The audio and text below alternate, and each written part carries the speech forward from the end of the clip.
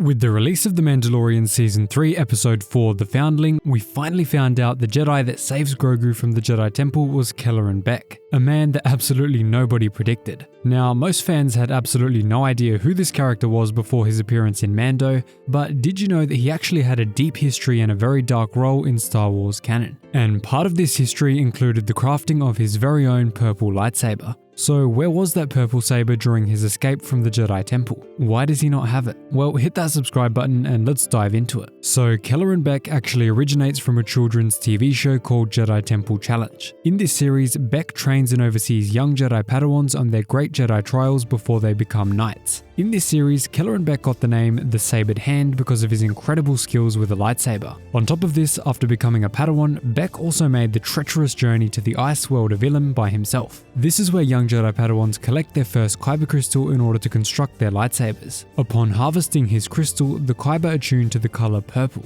This means that Beq straddled the line between the light and the dark sides of the Force but never fell to the darkness. Now, the thing that makes his job in the Jedi Temple so dark is that because he oversaw Jedi trials of Padawans so close to the end of the Republic and Order 66, most of the Jedi that he trained would have been slaughtered in Order 66 just months after he trained them. Incredibly dark to think about, especially because Anakin did not leave many survivors. Regardless, the first reason that he may not have had his purple lightsaber in the episode, despite having it in the Jedi Temple Challenge show, is that he only used that saber for ceremonial and special purposes like the trials of young Jedi. This would make sense as passing the Jedi trials was a huge deal for the young Jedi, and Beq might only pull out the saber for those big occasions. Beq's Jedi robe also bears the same symbols as the one seen on Jedi librarian Jocasta Nu's robe in Revenge of the Sith. This could point to him being an apprentice to her in that role, and given that one must be so deeply committed to the history and tradition of the Jedi Order in order to obtain this role, Beq's ceremonial saber tradition makes sense.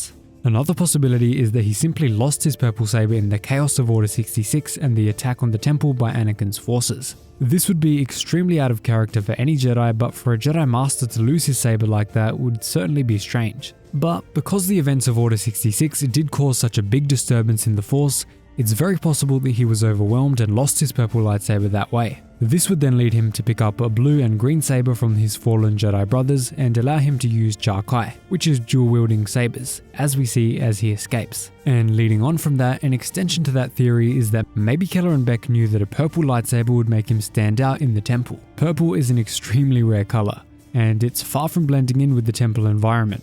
Maybe Beq discarded his purple saber as to avoid attention from the clone troopers of Anakin's 501st Legion.